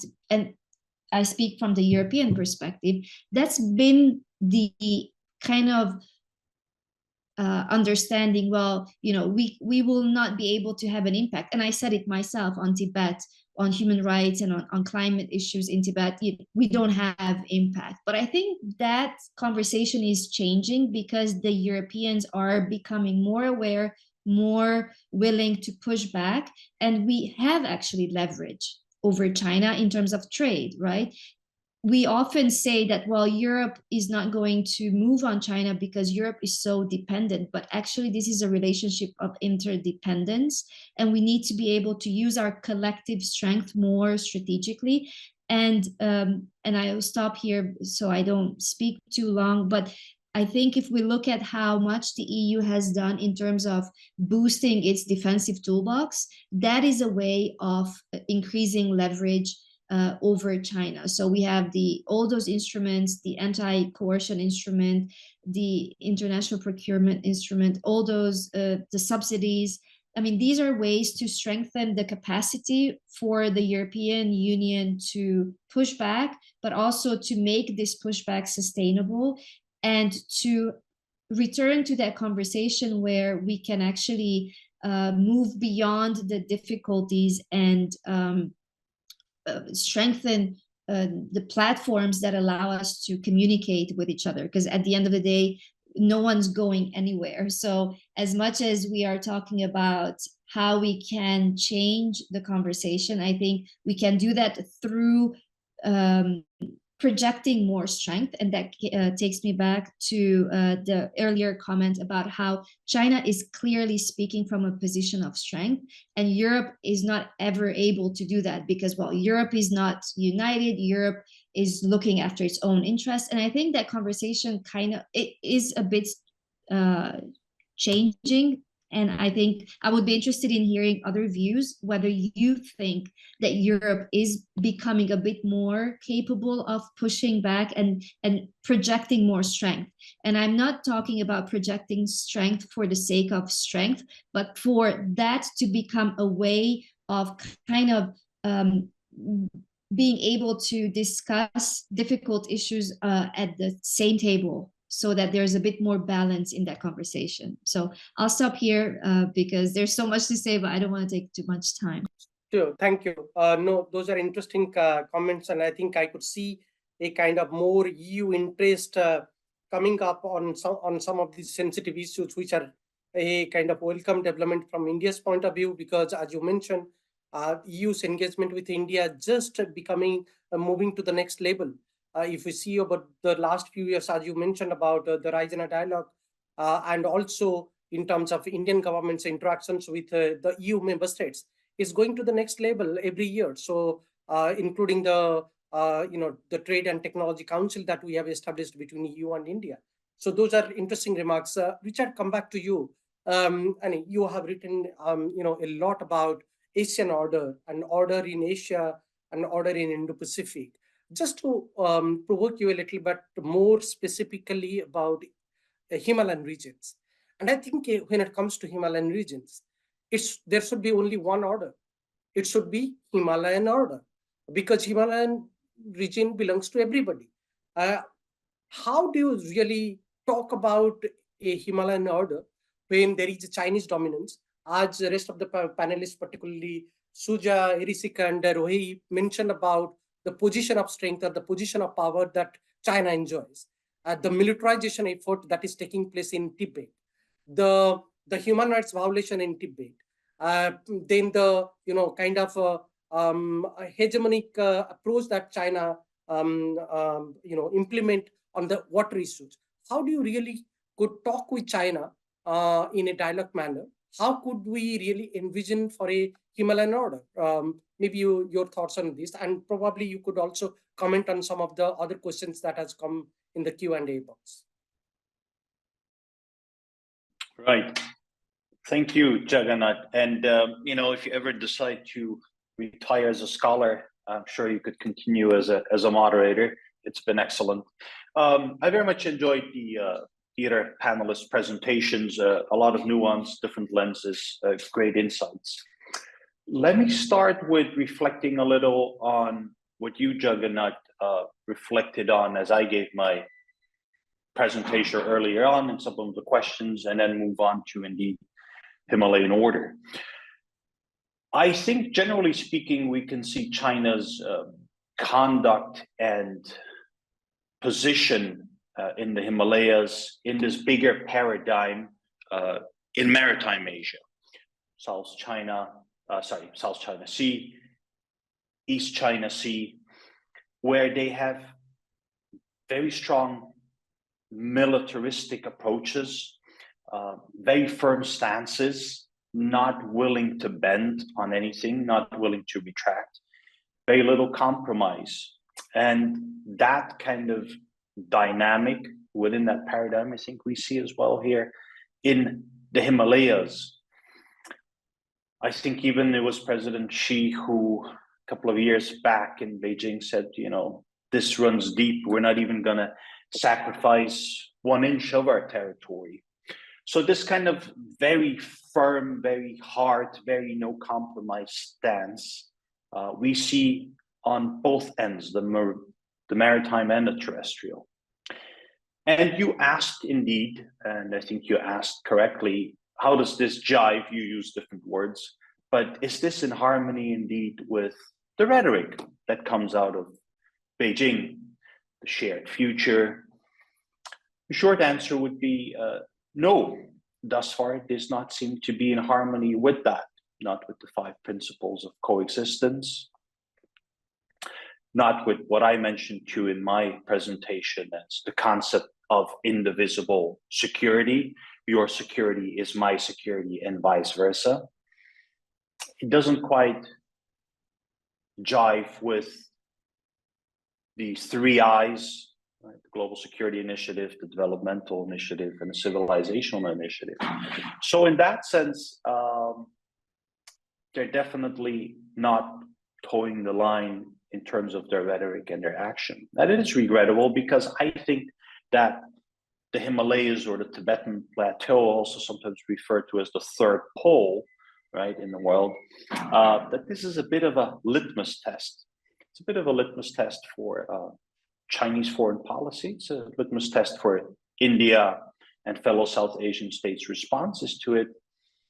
But it also very much fits into the bigger question indeed of order, the process of ordering, so ordering itself, of Asia. And the fact that the 2 biggest players, and we need to distinguish here, China, again, across most metrics, the bigger player, does not set a good precedent here. To use a bit of Irishika's language, when it weaponizes, politicizes water sharing, water management, the precedent that it sets for other actors in Asia, but also beyond Asia, Africa and Latin America, is obviously not a good example. It sets a bad example. So that, I think, is worrisome. I think perhaps first and foremost for China, for the image that it wants to convey to its neighbors, to Asia, to the world, of how it handles delicate matters. But for sure also on and for the downstream countries. And as I've said in the presentation, water is a basic human right. And when you start politicizing and weaponizing that, that is indeed very regrettable. Now, I think to follow up a little on the debate on the 3 approaches, bilateral, regional, global. I think bilateral, you've asked, well, is dialogue enough? Good question. I think still it is the most constructive way forward, but indeed, and rightfully so, you've questioned its efficacy because there's been so much dialogue. But the alternative, Jagannath, I think, is what precisely, right? If we were to go tit for tat, right, and India goes tit for tat, what could it go tit for tat with? Maybe market access, a growing market, an increasingly richer market, perhaps, but it may also be shooting itself in the foot. You could perhaps say tit for tat response, and if at all operationally feasible at some stage, access denial across the northern Indian Ocean. Not feasible today entirely for Chinese goods, right? Cargo going in either direction. But of course, that provokes strong responses, and cargo is not just China. So you would have quite a worrisome dynamic there. So tit for tat, I think, has limitations. Dialogue for sure has limitations. Regional approaches, I think, in a region that's as divided as South Asia, and not everybody there is downstream in this case. It's a number of countries that India could try and have a bit of a regional approach with Bhutan, with Nepal, even if the dynamic there is different, and with Bangladesh. that's probably where it stops. I think, and it'll be my last note, but from a position of power at this stage, perhaps the Indian means and the Indian plus, I think, EU means, or any India plus EU and Japan means, are arguably limited. I don't think there's enough glue there, not enough cohesive material and joint strategic interest. Not saying it's not there, but it's not quite strong enough to form a position of power on equal parity. So perhaps, and this gets me back to my presentation, perhaps at the global level, UN, but also important formats, ARF and others, use a moral way forward, a moralistic highlighting, bringing awareness of the issue, which of course this webinar does, and indeed rightfully so, because I think generally we here in Europe have very limited understanding of awareness of this issue in the Himalayas. But perhaps an approach that focuses on the moral dimensions, or immoral, if you will, of China weaponizing water sharing and its position of power is one that might possibly resonate with other actors throughout Asia, this side of the world and beyond. Thank you. Thank you, Richard. I think those are interesting remarks, really. I appreciate. Before I come to Jingdong, let me welcome all of you just to have a look at the Q&A box. I think there are specific questions towards Erisika.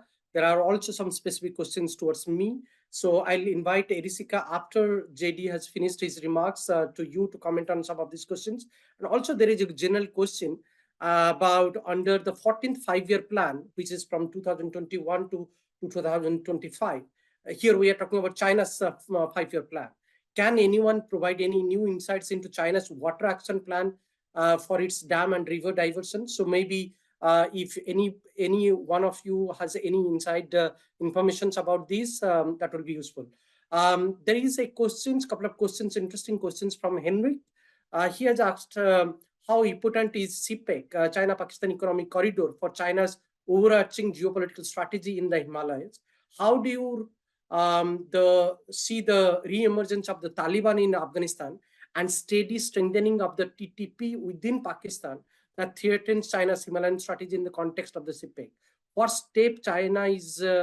steps is China taking to tackle these threats?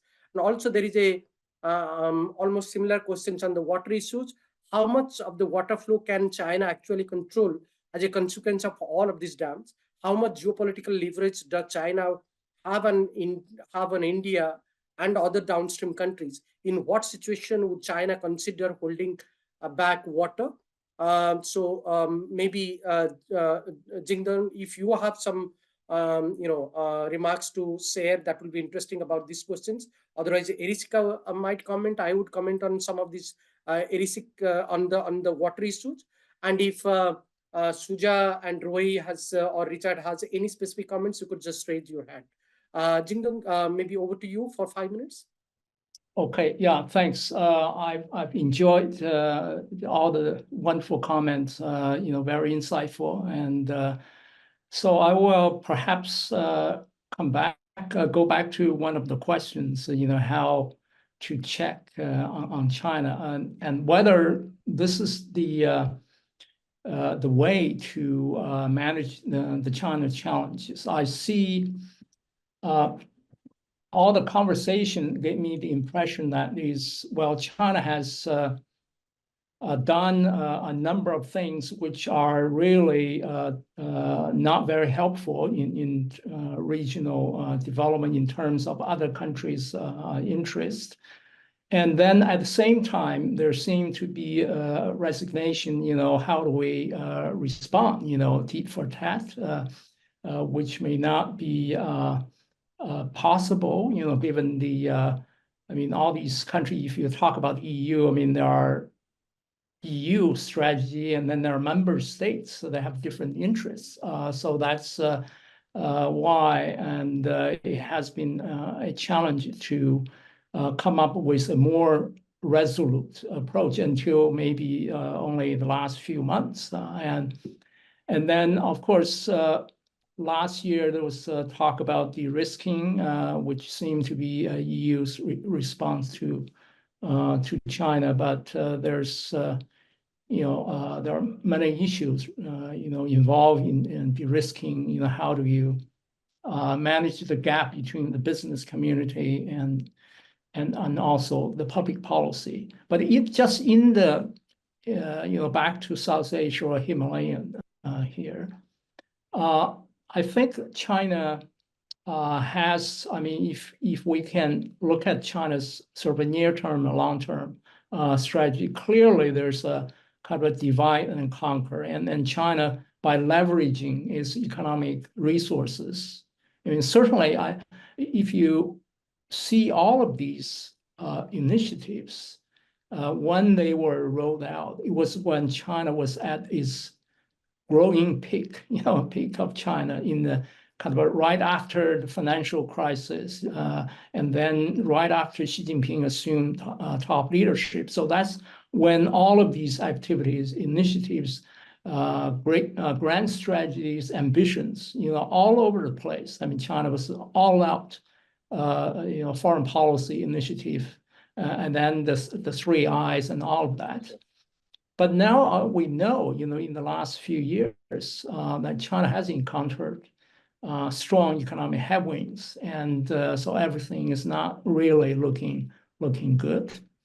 So I think this might be the time to take on China on its own words. I mean, like civilizational initiative, shared, common destiny, and frame all these ecological questions, water, upstream, downstream, environmental challenges, into not a kind of a weaponized or politicized kind of issue, but to de-weaponize, and then to really come to terms of whether there can be, fruitful and meaningful discussion about, how all of us share the common destiny. How do we preserve Himalayan, its nature and its ecosystem, and then to manage the sort of the water issue, because it does, all these waters go upstream, downstream, affecting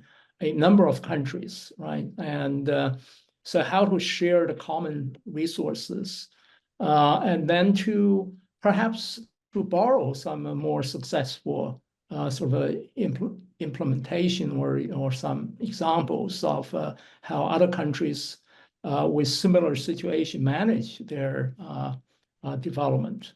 And then, of course, you need to have also the ability and willingness to sort of make the linkage, right? So if you do this, let's say China weaponize, and then there are other ways that there can be meaningful responses.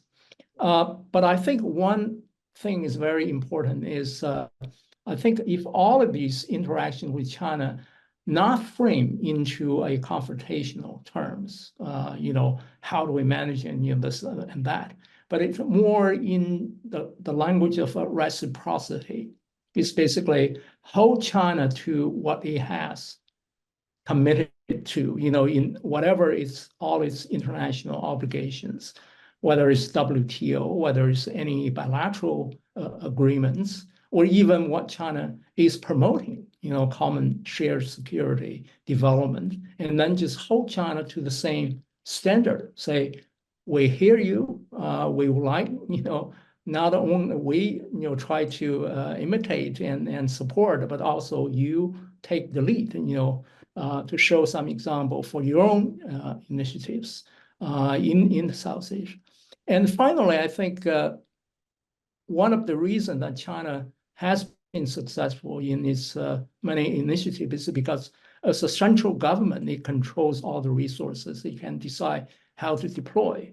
Where in many other countries, you you know China is doing something, and then you just don't, because of the political system and all the other arrangements, you can't have that centralization to have a pot of money you can just counter China's move here and there. It's just not there.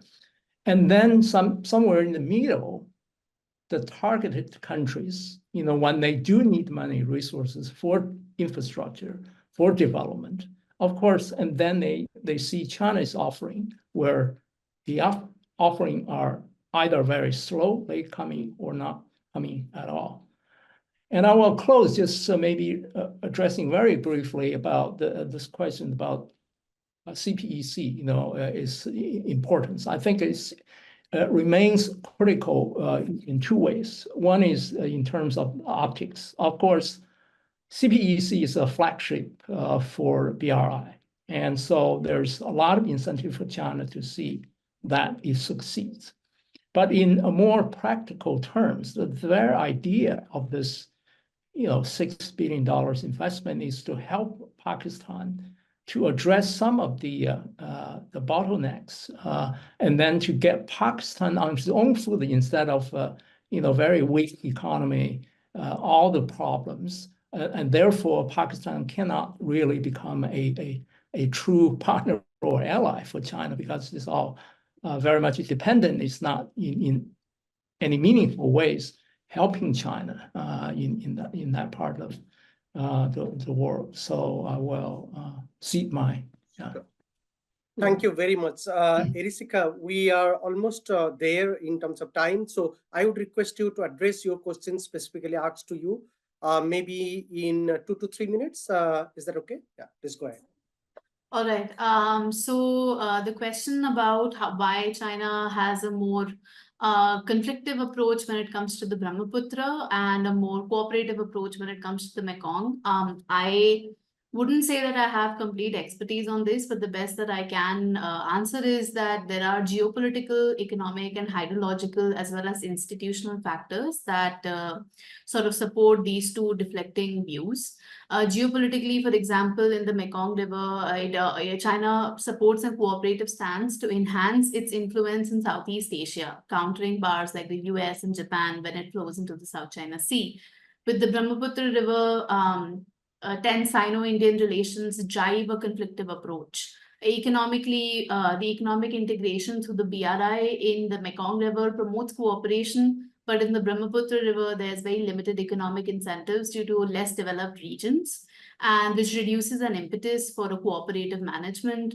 I also feel that institutionally, in the Mekong River, there are platforms like the MRC, and these facilitate dialogue and data sharing, promoting that kind of cooperation, especially as most of the countries are Southeast Asian countries heavily dependent on China.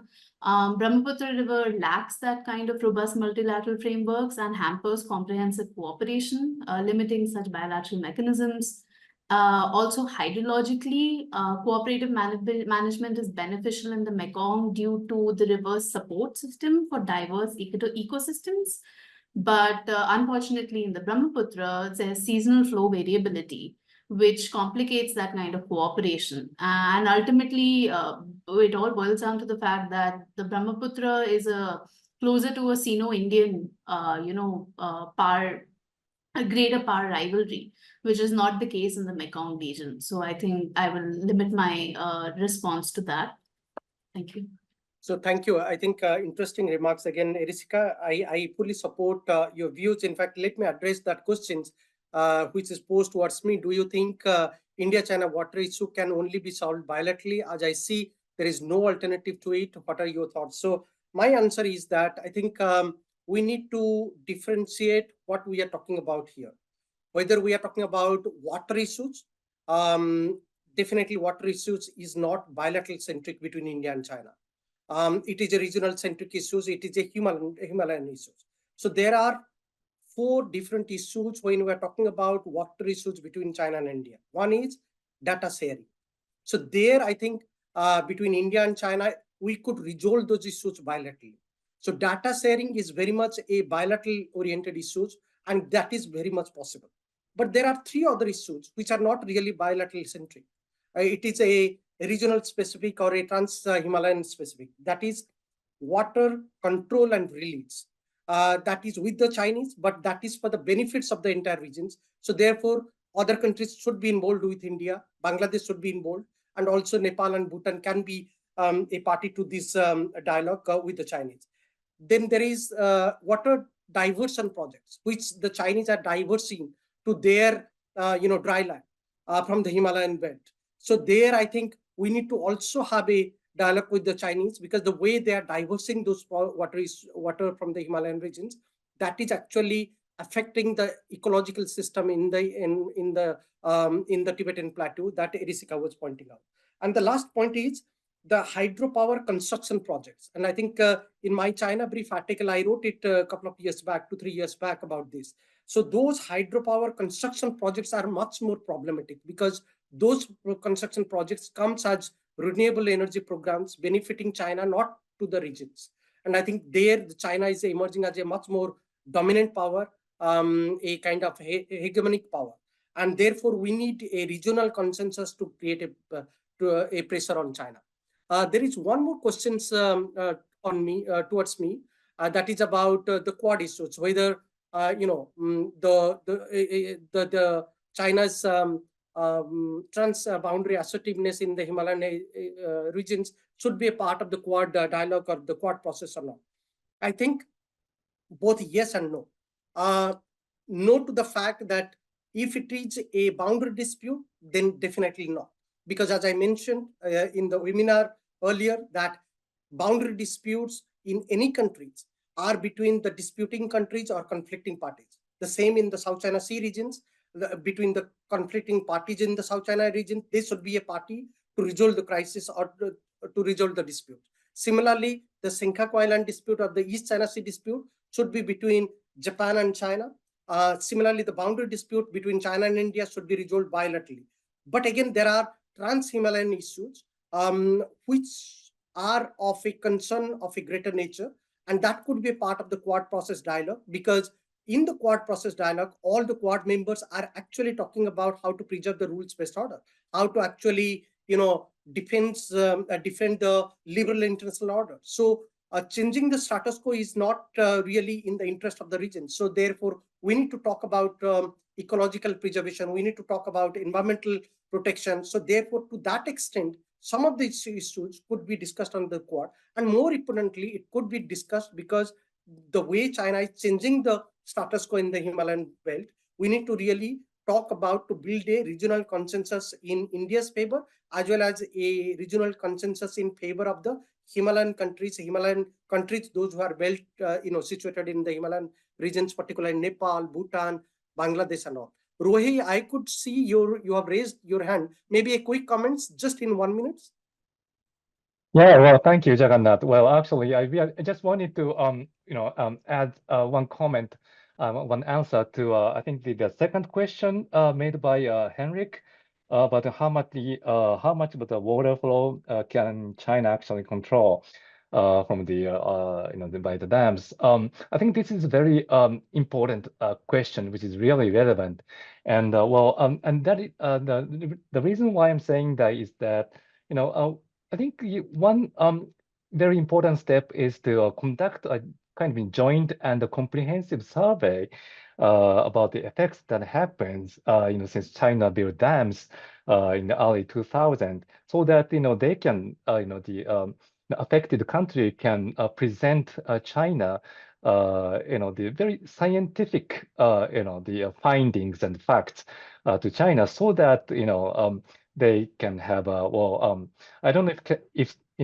China may say no, but China can be hesitant. But at least this is one step that they can do, and it might be on Japan and other the third countries can assist in this scientific research. And also, well, if I may, I think I'm exceeding time, but if I may add one more comment to Jagannath. Well, I also agree with you that saying that the Quad can also discuss this issue because based on the common understanding that rule-based order should be respected, and well, not only in the Indo-Pacific but also the Himalayan region too, and because with India is a member of the Quad, and also Japan also share the same the concept and the rights. So so thank you, and well, I think time is also already up. Thank you. Yeah, thank you very much. I think this has been an interesting discussion. Just to take the liberty and in terms of taking advantage of your knowledge, if 30 seconds bullet points questions. I'll start with Suja, then Richard, then Erisika, then Roy, and we'll end up with Jingdo. What are the 2 specific points in 30 seconds you will recommend where EU and India should collaborate? Suja. EU and India should collaborate in the Himalayan region. Well, I think the development of the region through connectivity, as I said earlier, I think that remains the walkable path for both, because they're both interested in seeing the region developed in a trustworthy and sustainable way. So I see potential there, and I think we have precedent for that. Okay. Richard, you have any comments before you move to the airport? I literally need to run. I'm so sorry, Jagannath. I'll be missing it. Apologies and best to everybody. Thank you again. Sure, thank you. Erisika, you? I think, as I mentioned earlier, so the point of collaborating together on soft infrastructure and maybe, building management institutes that study hydropower and hydro, statistics and things like that that can be shared in situations wherein a country is holding back information, as well as climate resilience and adaptation strategies that can be worked on together, keeping in mind the green initiatives that the EU is looking to promote. They're in Global Gateway, as well as other avenues wherein international bodies can also be brought into the foray. Sure, thank you. Rohi? Yeah, well, just one more additional comments because I already spoke a lot. Maybe this kind the water resources issue, this should be regarded as or understood as well, not only the the bilateral issue, but also the more should be discussed from the security point of view, because water it affects food security and also economic security. So there should be more dialogue on this issue between Japan and India and other countries too. Thank you. Yeah. Last but not least, Jingdo. Yeah, I think connectivity, I think, of course, has been discussed quite a lot, but I think the key is exactly what both EU and India want to get out of this connectivity. For what? To promote the flow of trade, to facilitate, other economic activities for people-to-people exchanges. Because China and EU also, for a number of years had that connectivity project and ambitions, from transportation to trade to digital and all of that. Of course, the last 5-6 years, many of these stopped because of the, certainly EU's new adjustment to the China strategy. So I think to be clear about connectivity and then put the necessary resources and then to implement. Yeah. Thank you. That is excellent. And I must take this opportunity then to thank all of you for finding time and speaking in this panel. We are really privileged to have you. And this has been an enriching discussion, and also to all of those participants who have joined and to listen to this conversation. And I think we'll continue for couple of more rounds of webinars, sometimes in August. And I also take this opportunity to thank my ISDP colleagues, Anna and her team, who has been helping with regard to this setting up this webinar, and also my colleague in Indo-Pacific Center, who is recently joining the other Anna. She has been also in the background helping us to set up this meeting. And to all of those international participants, thank you very much for finding time and joining us. It's been a pleasure listening to this panel, and we'll stay in touch. And in the meantime, have a good evening wherever you are, or good night.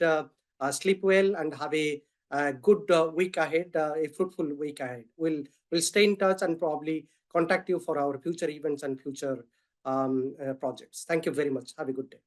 Thank you so much. Thanks very much, and thank you, everyone. Thank you, everybody. Thank you so Bye. much. Thank you.